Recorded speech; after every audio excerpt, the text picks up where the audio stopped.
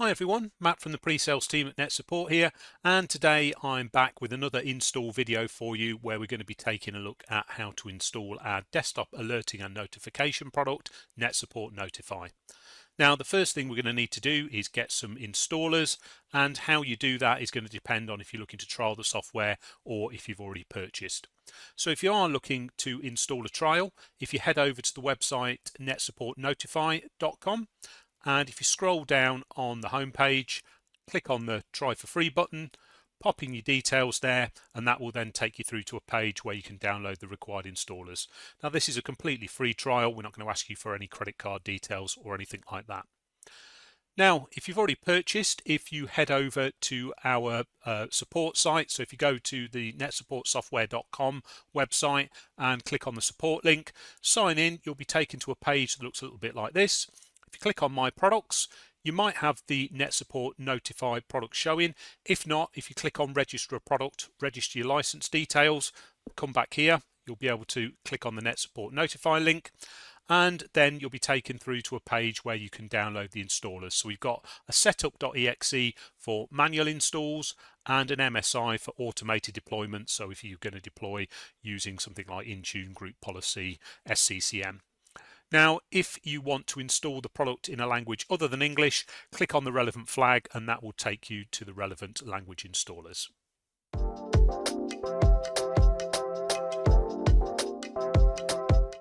So you've hopefully now downloaded the install files, but before we start on the installation, I want to talk a little bit about the different components of Notify.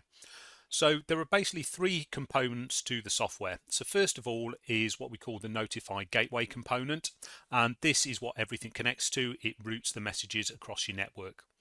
Secondly, we have the Notify console, and that is the part of the software that allows you to send messages. And finally, we have the Notify agent, and the agent allows machines where it's installed to receive messages. So what I'm going to be using today is three virtual machines. So I've got a server where we're going to be installing the gateway, and on these other two machines we're going to install the console and agent on one and just do an agent install on the final one.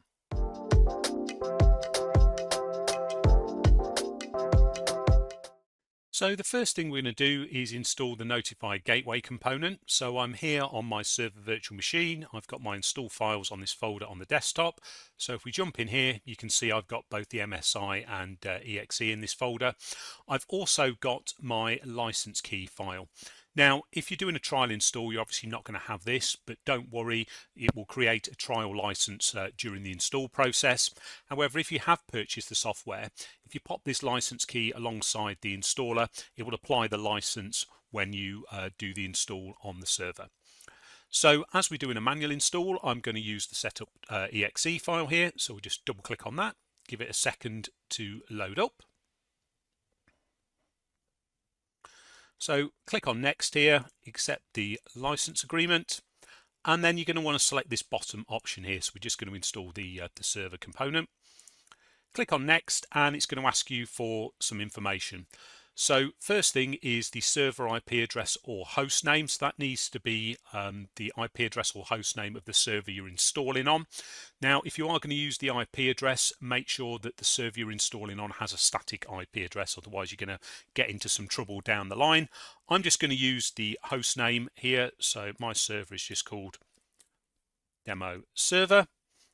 Next we have the port. So by default this is set to port 443. Now you can leave this as it is, but if you need to change this, perhaps port 443 is already in use on the server that you're installing on, you can change this to any available port. So I'm going to use port 3085. Ignore this secondary IP address and host name and secondary port option. That's outside the scope of this video. If you want some more information on what this does, contact our support team and they'll be able to help you. And then finally, we need to enter a gateway key. Now this gateway key is a security feature. So what it does is it prevents just anything from being able to connect to your server. Any consoles or agents connecting will need this key to authenticate against the server.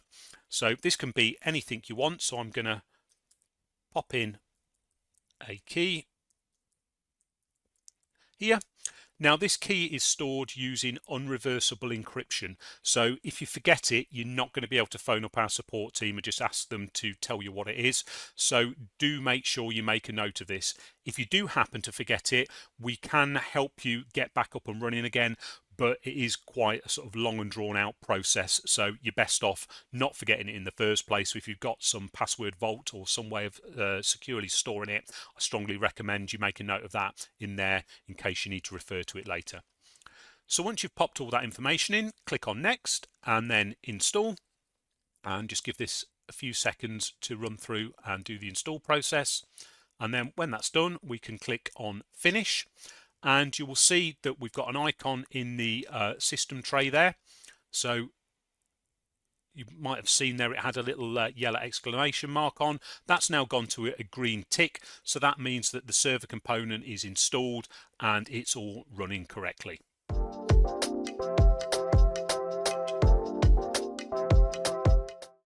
So now we've got the server component set up, I've jumped to my second virtual machine, and on this machine we're going to install both the console and the agent. So if you remember, the console allows us to send messages and the agent allows us to receive them. So just as before, I've got my install files in this folder on the desktop. So if we just double click on that and double click on the exe, say yes to the UAC prompt, and then just give this a second to load up the installer. And just before, click on next, agree to the license, and then we're going to want to select to install both the agent and the console. Click on next. Then we come to this familiar screen. So in the server IP address or host name, you're going to want to enter either the IP address or the host name of the server you've just installed the server components on. So I'm going to enter in demo server on there. For the server port, whatever port you selected previously, so I'm going to enter 3085. Just as before, ignore the secondary IP address, host name and secondary port options. For the gateway key, we're going to want to enter the gateway key we just set up, so I'm going to pop that in there twice. And then finally, we've got this additional field called department. Now what this allows you to do is group agent machines together to make it a little bit easier when you're targeting messages. So for example, you might put all the machines in tech support into a department called tech support. You need to send a message just to the people in that department. You can target the department rather than having to select the individual machine. So we'll call this tech support here. So click on next and then install, and just give that a moment or two to install the components there. That's all done. Click on finish, and then if I go into my program menu, we can see I've got a shortcut for the console here. So if we load this up, we should be able to send a message to ourselves. So let's just maximize that. So really quick and easy, just call this test, and we'll pop in my test message, click on send, and you'll see here that I've got a sort of a folder or department called tech support. So you imagine if there was multiple machines here, I could just click here and it would select everything in that particular department. So if I click on send, give that a second, and there we go, there's my message sending, so everything is working correctly and as expected.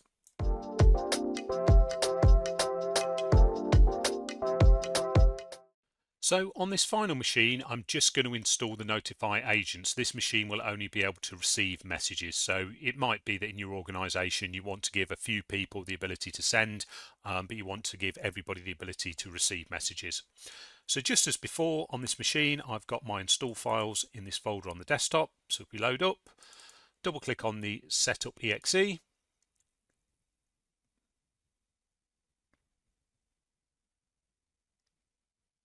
And you should be familiar with this by now. So we click on next, agree to the license, and just select the agent component. Click on next, pop in the name of our server. So this is demo server. Change that port, leave these two values blank, enter our key, and we'll pop this one in a different department. So we'll pop this into sales. So click on next and install there. Give this a moment to run through.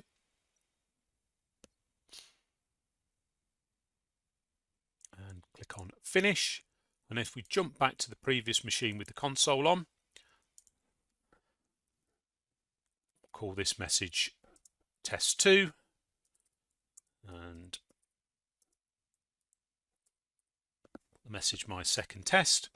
Go to send now, and you'll see that I've got two departments. So I've got the tech support department we set up on this machine, and the one we've just done is in sales. So if I just wanted to target sales, I can click next to the name there, click on send.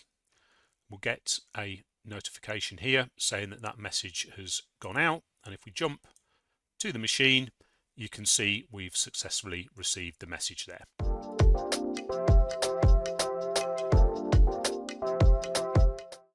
So the next thing I'm going to show you is the emergency response message feature. And what this is a predefined message that can be triggered with a key combination and sent out to selected machines across your network. So in the event of an emergency, you can get a message out there quickly. Somebody doesn't have to spend time typing it and deciding who it needs to be sent to. Now, this feature is all handled by the agent. So if you want to give somebody access to this, you don't need to install the console on their machine. So we're on the VM where I just installed the agent, and in order to set up the emergency response message, if we jump into the file manager, into the C drive, program files x86, NetSupport, NetSupport Notify, and if we double click on this agent config and then select emergency response. So the first thing we're going to do is tick the send an emergency response. So this is going to allow the user on this machine to trigger. Next, we need to enter a message. So we'll just say lockdown, please stay where you are and wait for further instructions. Next, we need to choose the key combination we're going to use. So you have to use the escape key. You can then select from one of Shift, Control or Alt. So I'm going to use Control, and then you can pick one of the arrow keys. So I'm just going to leave that as the default, as the up arrow. Now you can have this set up to trigger with just 2 key presses. So I could just have this being escape and the up arrow. I recommend you use 3 though, because it means there's less likelihood of the message being triggered in error. This option here, show feedback when the message is sent. So what this will do is it will pop up a little toast icon to confirm the message has been sent. It does require the system tray icon. Now, depending on how you've got Windows configured, the system tray icon might be hidden, as it is on my machine here. So let's enable that. So if you right click on the taskbar, go into your taskbar settings, and then if we go to other system tray icons and we find notify and we just switch that on there,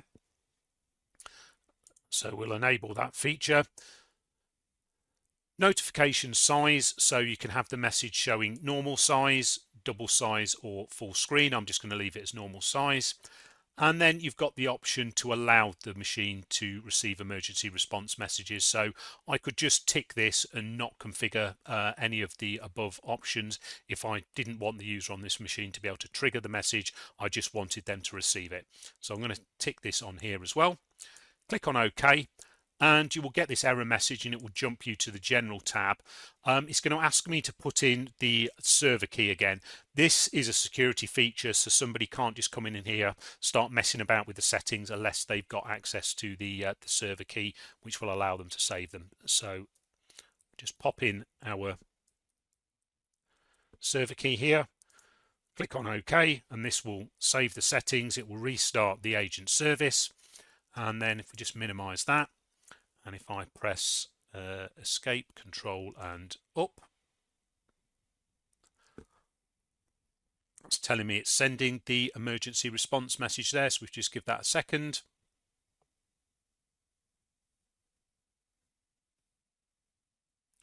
And there we go. That is what that would look like. So I've actually sent that to myself, but that message would then be going out across the network to any machines I'd set up to receive the emergency response.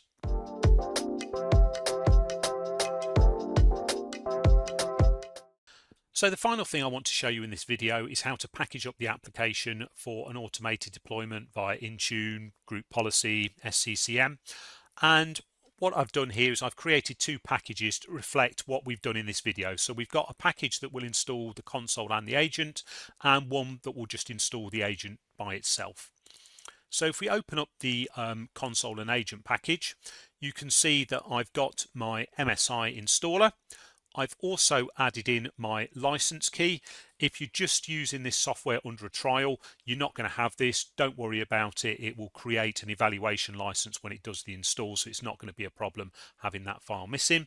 And then you'll see there are a couple of other files in this folder. So first of all, we've got this nsn.ini file. And what this does is it dictates which components we're going to install. Obviously, it's an automated install. We're not going to have the little window pop up where we can tick the components we want. So they're specified in this ini file. So a 1 means the component will be installed. A 0 means it won't. So as we're doing an agent and console install, I've changed this file so we've got a 1 next to the agent and the console. The second file I've got in here is this config.dat, and this file contains all the configuration for the agent. So it will have the server connection information in there. If I've set up the emergency response message, it will contain all the configuration for that, and it will apply this configuration during install. So your agent will be sort of pre-configured. You're not going to have to do any further work to get the agent configured as you want. Now, it's not possible to do that for the console. So once you've pushed the software out, you're either going to have to manually configure the console, or it's possible to push a console configuration out via Group Policy, which I'll try and do another video to explain. But in the meantime, if you want some help with that, get in touch with our support team and they'll be able to guide you through that process. Now, you're probably going to want to know where to get these two files from, so they can be obtained from the program files directory. So we can see here you want to go, if we just jump back up, so it will be C, program files x86, NetSupport, NetSupport Notify.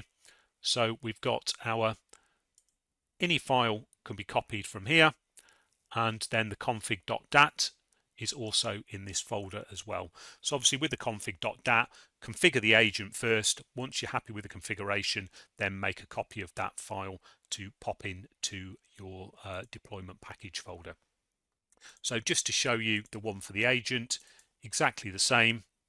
So I've got the same 4 files, but in this ini file, I've only got the agent set up, so this won't install the console there. So that's it for this video. Thank you so much for watching, and I will catch you all again soon.